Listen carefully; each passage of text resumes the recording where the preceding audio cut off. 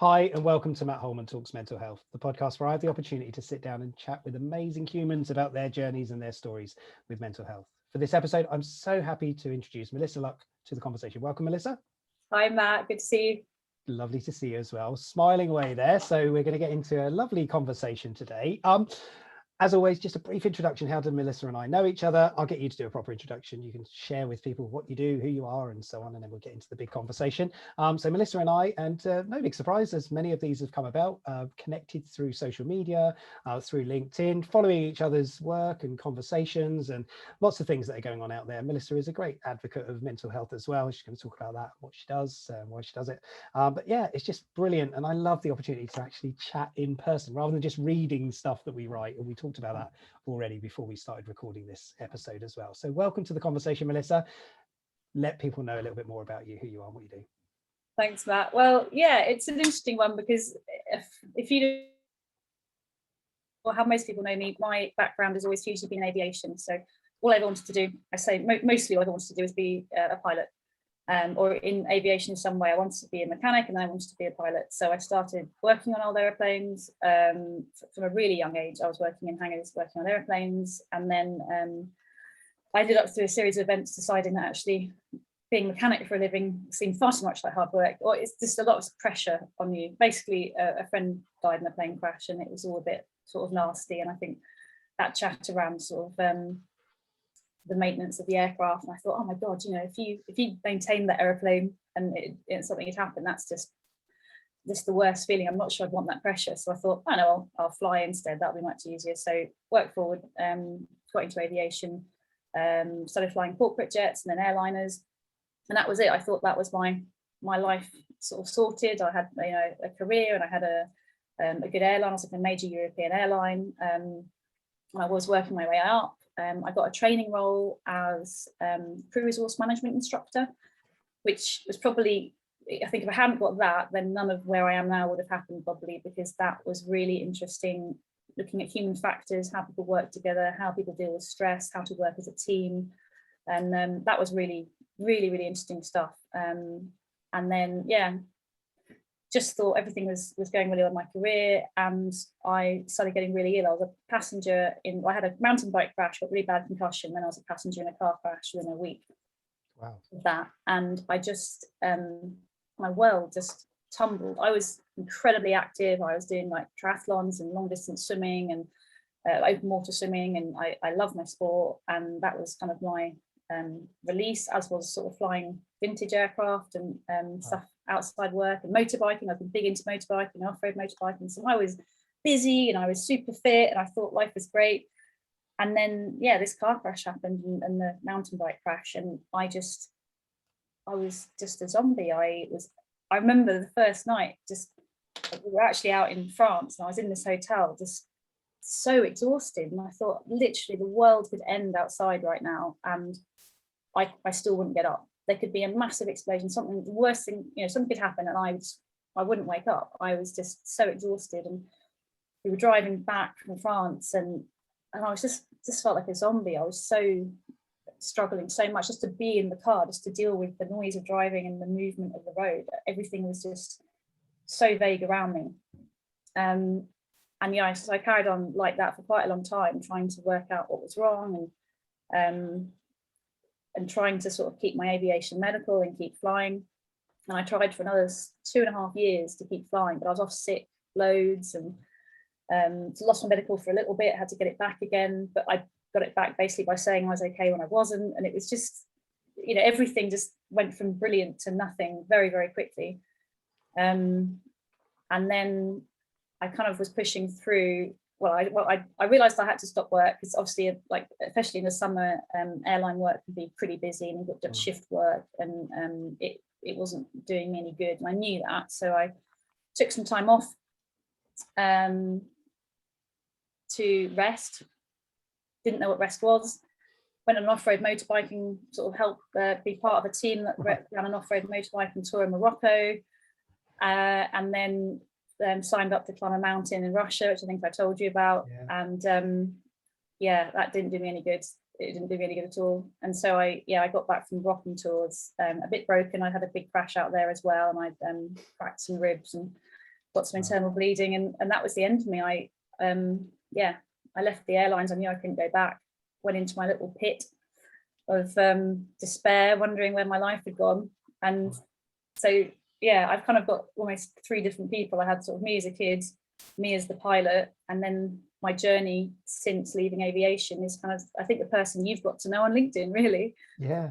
Wow, incredible. You know, and that's it. And it's the person I got to know on LinkedIn. It's not that person from those points in your life. It's fascinating. And this journey, you know, I want to touch then on the mental impact of what happened and all of those points, if possible, because that's a fantastic introduction to sort of your journey line, the storyline, and sort of seeing those key points. And, you know, I posted about this thing around life's about climbing mountains. Sounds like you've climbed a few mountains in that journey, and unfortunately didn't climb the one in Russia, of course, no pun intended, but you know, it's on my list.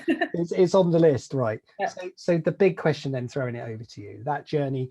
So if you can align that to sort of the impact to your mental health during those moments, of if you can try and give us sort of a view of what that looked like, if that's okay.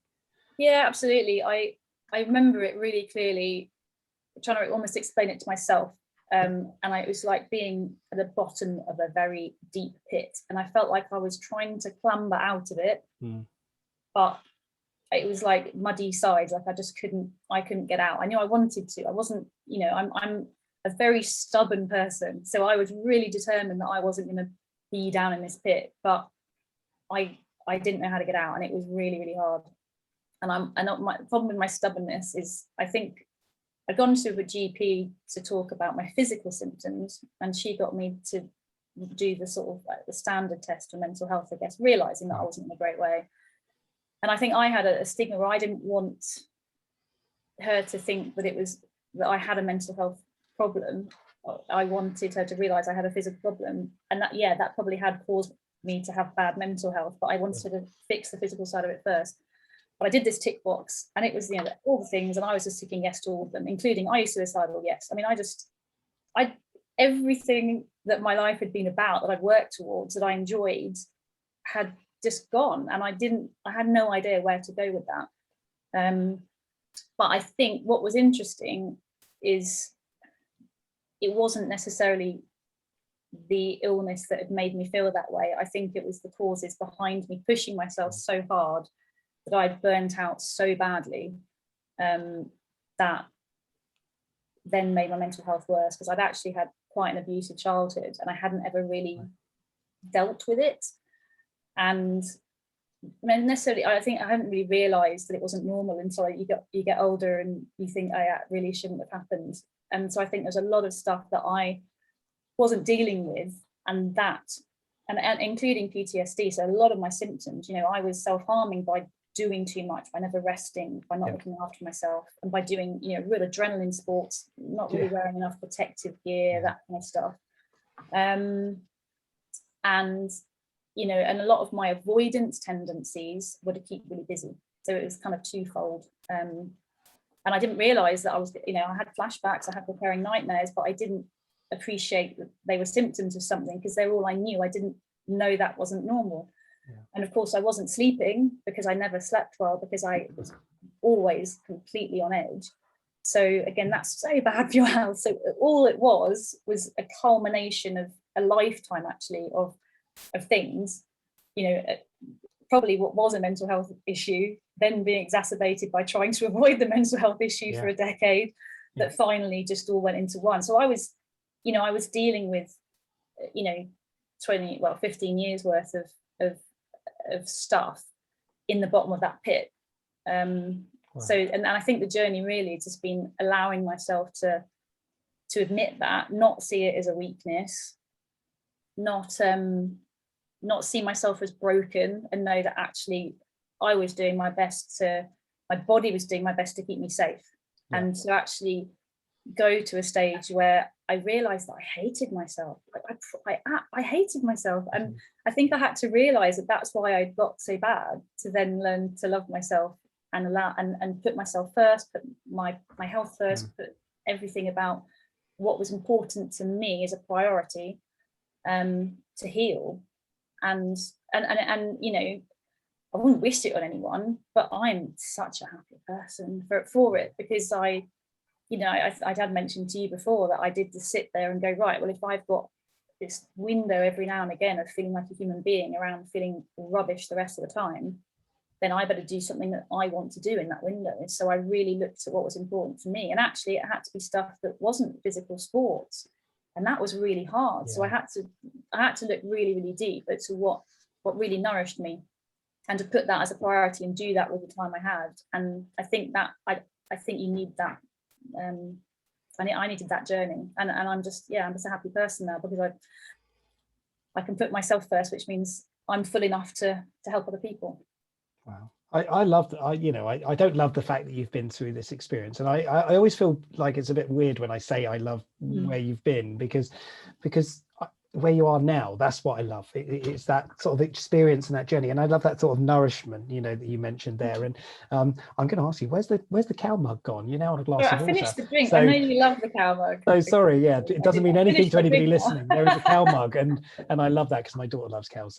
But yeah, sorry, a digression into your. Sorry about that tangent. But that nourishment thing, I think, is so critical in all of that. You found the way to come through that. So you couldn't do the physical stuff that you wanted to do or you'd love to do. So what did you replace that with? What did you put in place of that to help you? It's quite a long journey. Obviously, initially I could do very little. So actually the journey of understanding how my mind worked was quite a big one. So I started, meditating and doing gratitude journals and doing some Tai Chi, just very slow stuff, to try and, I guess in hindsight, it was reconnect my body and my mind, I guess, and I realized that I could take a slower pace of life and really appreciate the smaller things in life. And that's what I've got out of it more than anything. Is I walk around, and we've got dogs, and I go on dog walks, and I spend the whole time going, oh, look at that tree, oh, look at that leaf, oh, that's a beautiful flower. And I notice the small things. And I think before I was always pushing for the big things. I always wanted the next challenge and the next thing that I could win, or I could feel as an achievement. And now I don't need any of that. I see the small things. So that was my first step. And then I realized that I wanted to do something that would help people and I'd get some satisfaction from. And I actually had been asked to do for a consultancy company to do some training with an ambulance service around sort of company culture, and the same sort of thing I was training in the airlines, and how to stop the chain of errors and that kind of stuff, the Swiss cheese model, all that good stuff, safety management. And I really enjoyed that. Like it's exhausting, as running a room is really exhausting, but I think it was only like a 4-hour thing that I was delivering, and it was, I think you do feed off the people you're with, and I'm a big one for real psychological safety, and then really getting everyone comfortable to talk, and like you say, learning from them. So I don't actually have to do much. Once I get them to open up, I just stand there and let them talk and do a bit of guidance, and I don't actually have to work that hard. So I got into that, and I thought actually I just get so much value from this, because I had people getting in touch saying, you changed my life. Like I left that course and I just did that. I changed my blog, I changed that, and it's you've made my life better through the conversations we had. And I was like, yeah, that's what I want to do. And I think especially because I realized what had taken me to where I was, I thought, I don't want other people to get there. If I can stop them falling in the river, then maybe that's where I'm meant to be. So I initially thought, okay, I'll do coaching, I'll do it within companies, because I think at least companies will always want to get training. It's a stick in the box for a lot of people, isn't it? Even if they're not genuinely caring for their staff. Yeah, I don't like that thought, but yeah, I get what you mean. Yeah. So I thought, I'll be able to help maybe with doing these company works, but I'll also do some coaching, and then get people one-on-one, and maybe I can do some help there.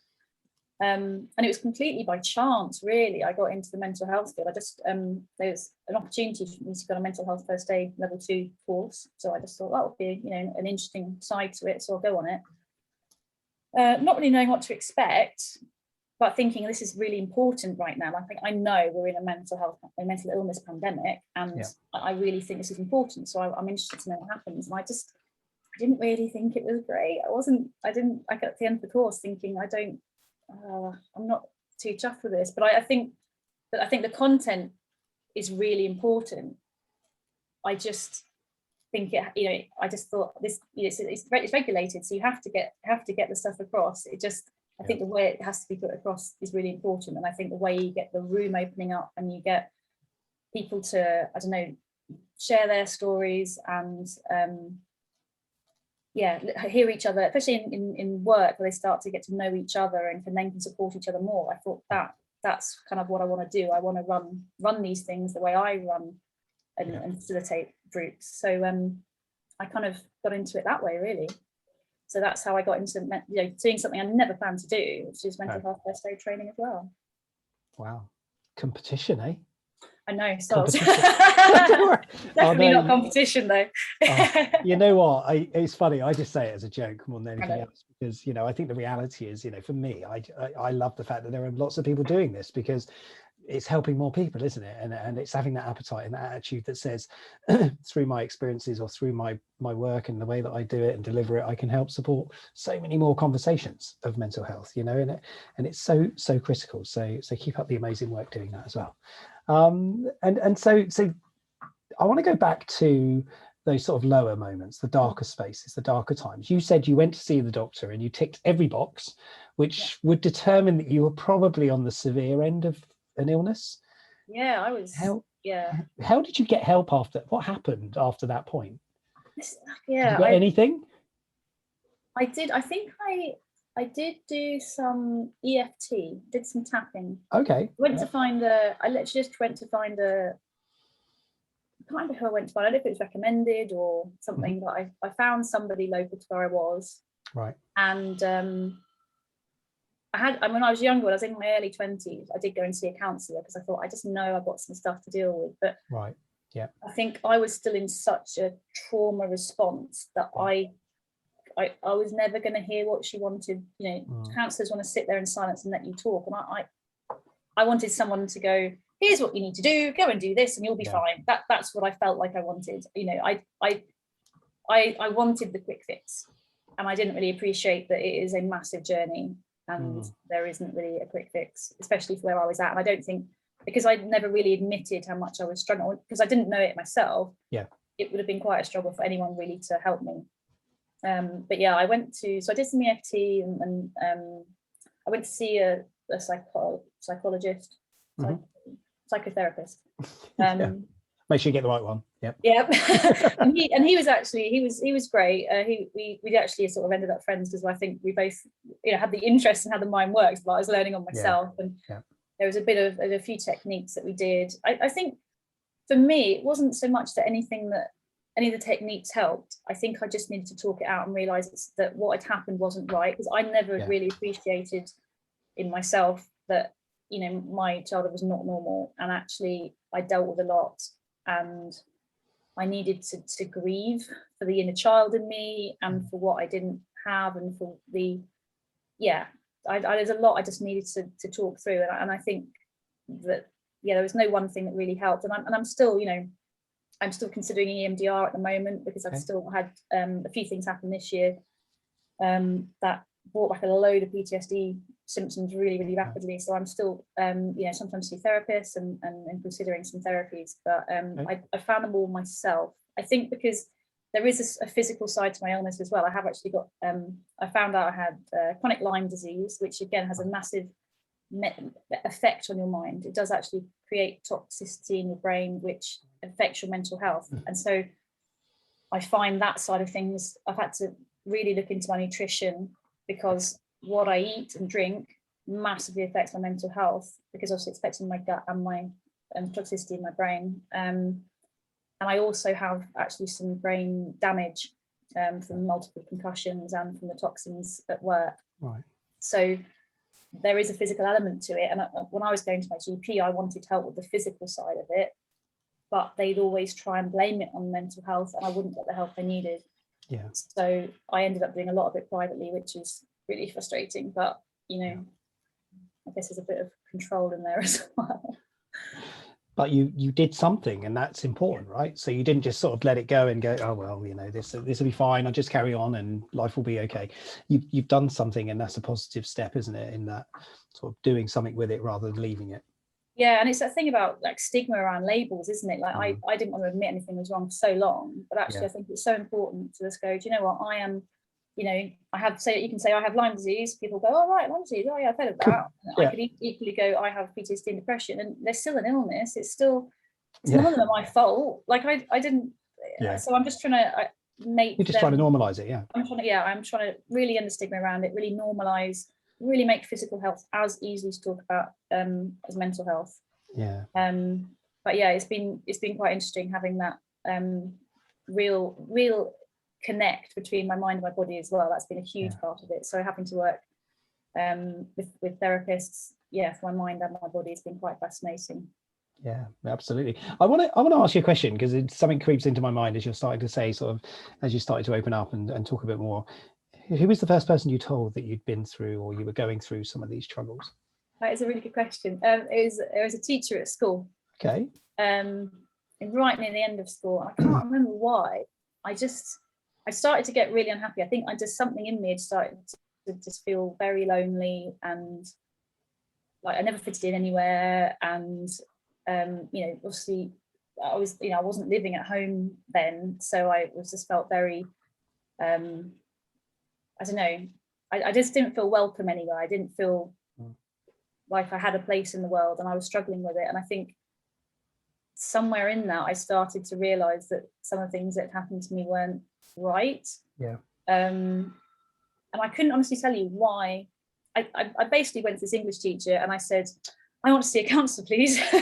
Oh, really? And I think she assumed that I was just a kind of hormonal teenager, and said, well, tell you what, I'll she was great, so I'll organise that for you, but can you talk to me first, just so I kind of know what we're looking at, so I can know where to signpost you. Right.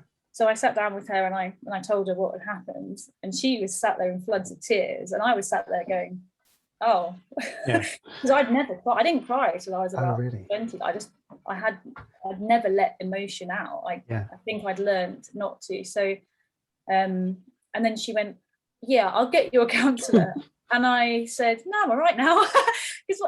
Oh my God, you've done the therapy. Yeah, I felt like I'd done the therapy and I'd been validated, because somebody heard you. Somebody heard me. She'd seen, I'd almost seen the emotion that I wasn't letting out in her. And I don't know, that was enough at the time. But I think that was, I don't know how, certainly in a family and sort of group of friends that never talked about mental health or therapy or counselling or anything, I have no idea where that part of me went, you need to go and talk to someone. But thank God it did. And I think I always knew, I think I always wanted to be a certain type of person. So I guess sometimes having goals is all you need to do the right thing, isn't it? And I guess that's why I chose to sort of go and see counsellors and therapists, because I thought, well, I don't want to be hard-nosed and have no emotion. I want to care for people, and I'm not even caring for myself. So I need to learn how to do that. And it's just been a constant journey. But I think, normalising therapy as much as going to the gym or a physiotherapist is normal, I think is the way forward. It's the future.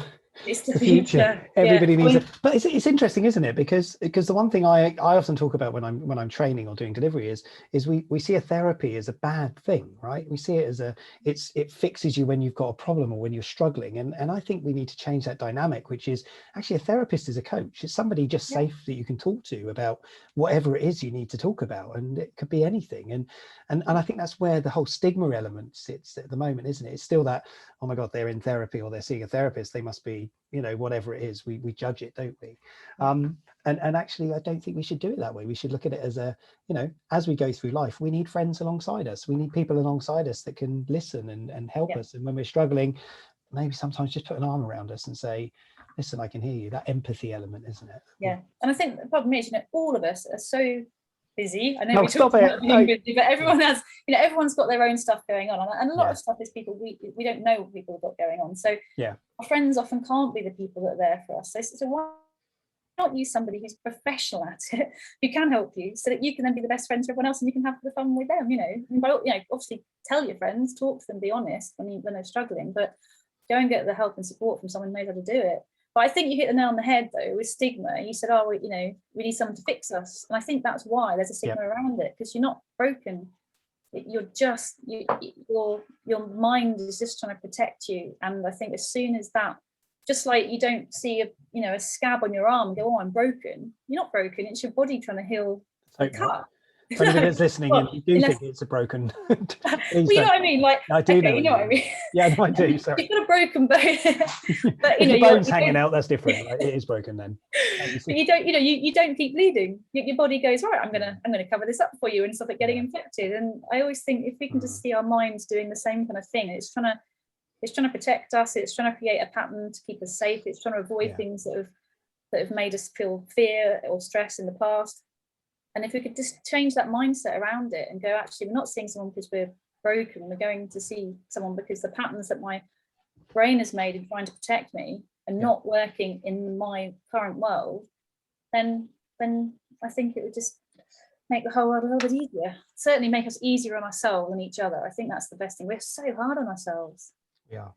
We are, aren't we? There was that formula, wasn't there, around, the key to happiness is by lowering your expectations. That's the reality, isn't it? If we lower our expectations on ourselves, because we put so much pressure on us. You touched on the word busy.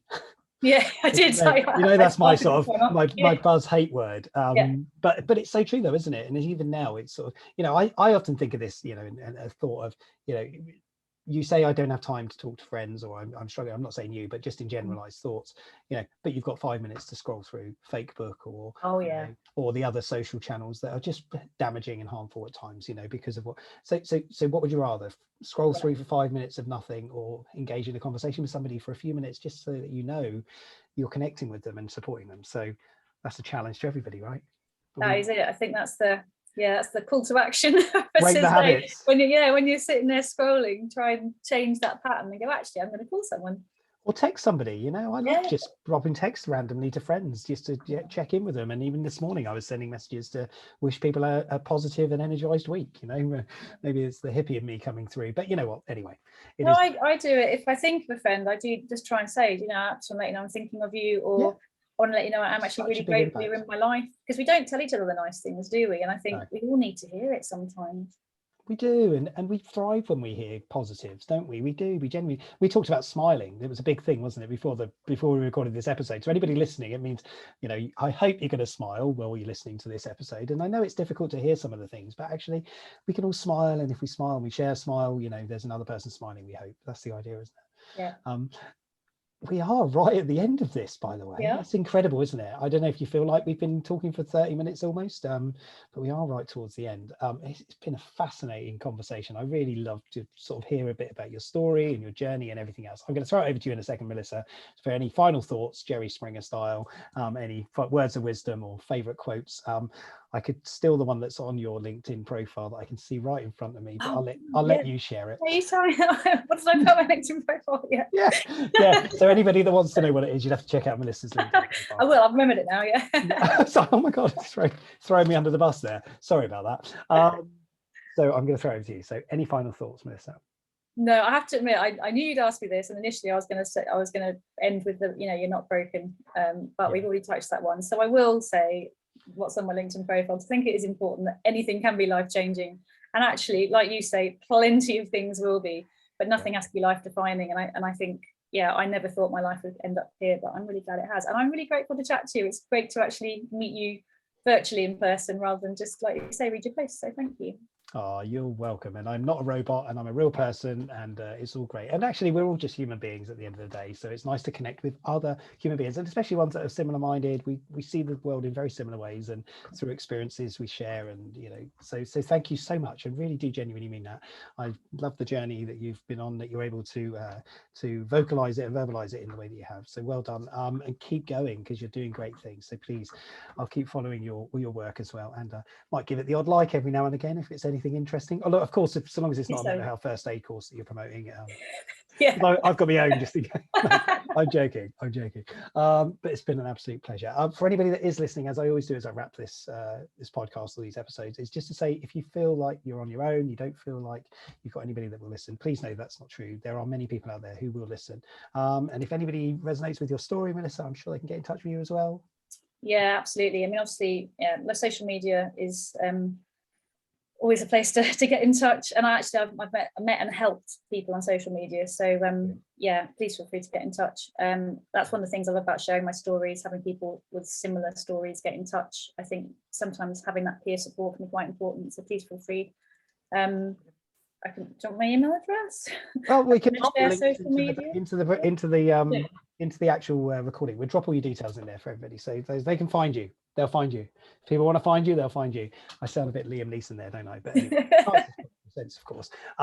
But if anybody does need extra help outside of that, if you don't want to talk to me or you don't want to talk to Melissa, of course, feel free to contact organisations like Samaritans. They exist today to support people in conversations where you might feel, I just need to share something with somebody. You can call 30116 123, or there's also shout. You can text 85258.